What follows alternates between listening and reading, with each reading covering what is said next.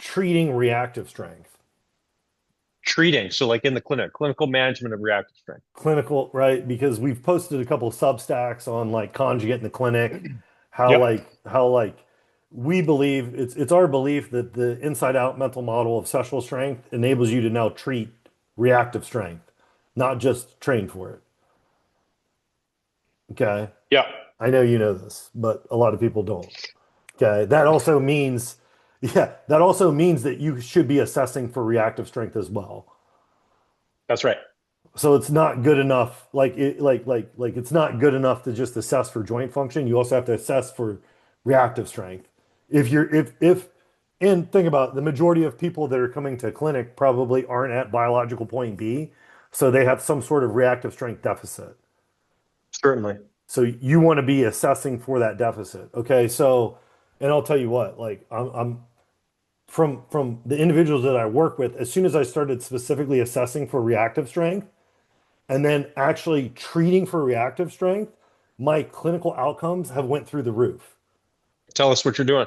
Okay. So here's what I'm doing, right? Which obviously like there's actual this in the learning module. Like there's a whole treatment of the shoulder, treating reactive strength in there. There's other things on the Substack. So if people want to see it, they can actually see it, right? But let me walk you through kind of just like the baseline logic. Okay. Hmm.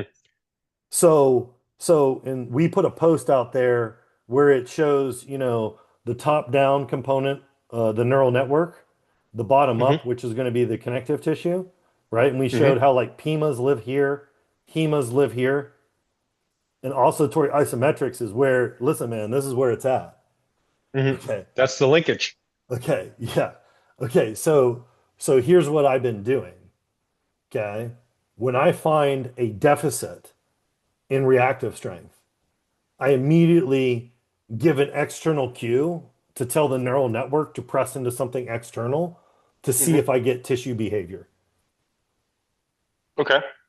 Okay. So like, hey, you know, I'm trying to think. Like I was treating Dante Leon's neck and that's coming out.